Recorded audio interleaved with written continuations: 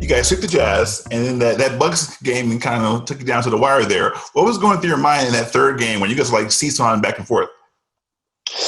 Man, I'm gonna be honest. So I'm going from like being like involved all the time, in season 2, basically kind of being that guy, to score the ball and stuff, to now where I'm like, because of the meta, like I'm kind of just like, I'm there, but I'm like, I gotta play my role, So it's a little different. It's kind of nerve wracking and all, but I mean, I felt like in the Bucks game we had them. I felt like we would have beat them game 2 as well if that unfortunate thing didn't happen with Sammy's meter. Actually, I mean, I feel like we would have beat them as well in game 2. I just feel like the meter kind of bailed them out. But game 3, I mean, it was grit fest. I mean, they weren't going to go down easy, obviously.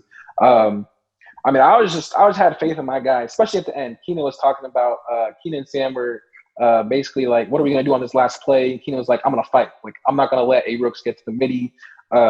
And then Sam's like, all right, I trust you. And they're like, let's get it then. We're good. Like, let's fight. Let's see something, 62-63. So he inbounds the ball. I think Reg was panicking. But, let's be honest. Reg was panicking, honestly, most of the second half. I mean, he played good in the first half. I'll say that. But in the second half, he wasn't the same Reg, And I think he panicked on the last play as well. And then I think A-Rooks wrapped and Keenan fought, obviously, like he said he would. And time kind of expired. It was just nothing was there for them. I mean, it was a good feeling. It was kind of scary. I'm not gonna lie, but it was definitely it was one of the. I don't even know how to describe it. It was just like crazy. It was just like whoa, like all that just happened in the moment.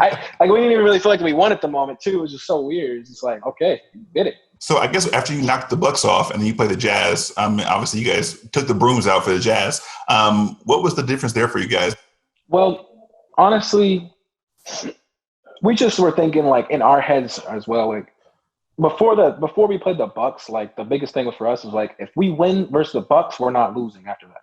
So that was kind of like our thing versus the Jazz. And then we came out and punched them in the face, like I think we had like 80. We blew them out by like 20, like it wasn't close. And we were just getting whatever we want. Keenan was getting whatever.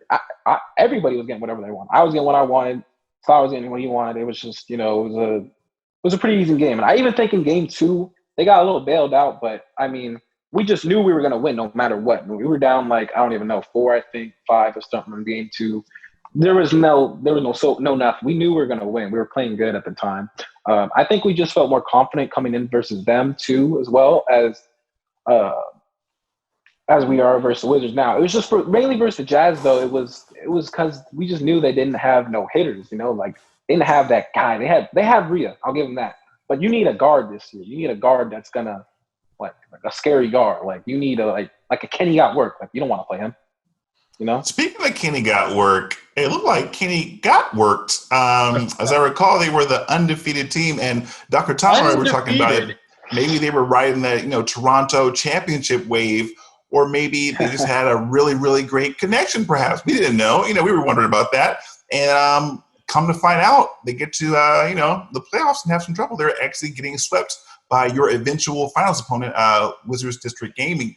Were you shocked by that L? I think it was like halftime of the Jazz game. I was actually looking at my phone. I seen that the Wizards won, and I was telling my team that they were like, okay, so we just gotta win this one, basically. But I mean, I'm not that shocked the Wizards did it. The Wizards have always been a good team this year, honestly. And I think once you play a certain amount of times, like I think they played the Raptors 2 times already before this. So that third time, like they got them because, I mean, you just get familiar, and it's really hard to win this league. Like what the Raptors did, nobody else is gonna do for forever. So props to them. They did have really good internet, and that's not useful excuse. That's Shane Talbot like giving them the best platform for their own organization. Like I compliment him for that. Like I'm not gonna get mad at them because they got better internet. Like we wanted to see the Raptors, of course, but like he put them in the best spot like they could be in. So props to him and everything for the Raptors, and they had a great season. I mean, they can't be mad at it. They came up short. They're kind of like us last season. But, I mean, yeah, it is tough to win in this league. Like, it's really not easy. And so you got that task. Now you're in the finals. You're facing off against the Wizards gaming. And so what are you looking – what do you think are the key matchups? What are going to be the things that decide this final series? And maybe a little bit about if you've got – you mentioned I don't know, previous interactions or games with them. What kind of history do you have with this this Wizards game? Well, I know he's going to be got his hands full with Just Awkward. The boy, he can shoot a little bit. Honestly, I mean, I've actually known Just Awkward since 2K14. Like when I first got in the game, he was one of the first people like I actually met and like knew. Oh, really? But he was a little kid though. Like he was kind of annoying. Like he was actually he was an annoying little park kid. I mean, he was like that's my guy though. But no, he was one of them little annoying park kids. He grew up though. It's kind of funny seeing him like it's crazy. It's like 6-7 years ago. Like I'm like my room playing a game like in my like I'm playing with him or something like that. It's just like crazy. Like to now we're actually playing in the finals of a whole league and we're playing for 570K. Like that, it's just nutty to me, honestly. But no, I mean Awkward. He's always been good. I mean he's really good at lock. He's a really solid player. But I think for them the main thing is it's really if we can contain like JBM and make sure he's not getting everybody else involved. That's one of the biggest things, one of our biggest focuses. If JBM has like 21 and 5 points or 21 points, 5 assists, then we feel like we're going to win. Like, cause he's not getting everybody else involved. The big thing for them, I think Awkward had like 12 points, like 12 out of their, I don't know how many points they had. It was the very beginning of the game versus the Raptors, but Awkward was going off like 12 points. So obviously we want to contain him, but with me, I mostly just sit on cuts. So I don't really let the lock go off anyways, cause that's kind of what my team wants me to do. So if we just can contain JBM's passing basically, and just not letting Dayfry, I guess, get loose on offense as well. I honestly think Slaughter will do good though. We scrimmed the Wizards actually this past week before we played the Bucks. We scrimmed them a lot. Like we scrimmed them, I want to say every day for like almost 2 weeks straight. So they're pretty familiar with us. We're pretty familiar with them. Although we all feel like they kind of showed their card in their scrims though. Like we got film on them and it's the same thing that they're doing in the scrims that they're doing in the game. Okay. So like we kind of feel like, okay, we've seen this before. We've seen this. We just have to not, I mean, in scrims for us, it's not as, I'm not saying it's casual, but I will say they go really hard in scrims. We try stuff out in scrims, it's like a little bit of a difference. But I mean, we're pretty familiar with them. They're pretty familiar with us regardless. So it's going to be gritty. It's going to be a good one. Well, I guess my question is, now that you're on the precipice of this huge stage, like you said, of 570K, that's a pretty nice chunk of change for the squad. But as far as the off the sticks component, have you been able to go back home and see your fam during the quarantine time? Yeah, so this is another reason why we want to win this. I mean, we've been here for 6 months, have not seen our family at all. We haven't gone home. We had a chance apparently, but we kind of got vetoed or something. I'm not sure what happened entirely, but we were actually going to go home the week we played the T-Wolves, and unfortunately the league didn't let us cancel or whatever and go home, and then the T-Wolves ended up canceling anyways, so we were stuck here doing nothing.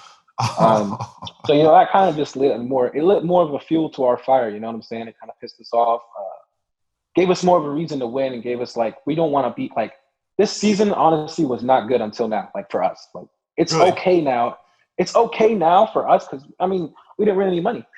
We didn't really win. We won. I mean, cool. 13-3 is cool, but the tournaments we didn't do much in. And I mean, just up to this point, it hasn't been it's been a good season, I'll say. It hasn't been what we wanted though. This is our goal. This year coming in, it was championship or bust for us. So we got to win. I was gonna say, it sounds like you guys have those championship or bust expectations. It's that's all you're looking for. You're not the other things. That's it's being at the very, very top and playing that way. Yeah, consistency. So with you guys being trailblazers in this regard, I mean, when I think about it, esports is a pretty new thing, and it happens that the coronavirus drops, and now you've been quarantined with your teammates for 6 months. You guys are really the guinea pigs for how extreme esports can get. You guys are living proof. So kind of kicking open that door for future generations. What do you think this esports thing is going to turn into? What do you see it growing into? I honestly think it's just going to be the future. It can grow into I think the league can grow into what Call of Duty has now, basically. It's going to take a little more time for 2K, I will say that, because their gameplay, it's not as interesting as others, but I think if eventually somehow like the gameplay can manage to find a way to make itself like really, really interesting. And don't get me wrong, I know people watch the league and stuff, but like not everybody's a fan, you know, like to where you can go on a like Call of Duty, you're watching everybody get involved, everybody's doing something, you know, like all 5 guys there like put in like a lot. And I'm not saying we don't put in a lot here because we do, but it's a different type of gameplay Right. aspect. Basically, like we're sitting in the corner sometimes, and we got people spotting up while the PGs are just dribbling, doing most of the work, you know. But that's how the meta, that's how the gameplay is for 2K. But I think it can grow into I just think it can grow into what Call of Duty has. And even if it does stay like this, I still feel like it can grow into a big mode, just a big industry, honestly. I mean, we're backed by the NBA, so I mean that's kind of crazy in itself. Yeah. So yeah, I mean, it's got a ways to go. It's really early still. Like it's our 3rd year, but it's still pretty early in what we have. And I think also once we get like a new ABA contract or whatever that actually allows us to interact with the NBA players, I also think that'll help us like grow and just get out there more, you know, like people will start paying more attention to it and stuff with the NBA players' help, of course.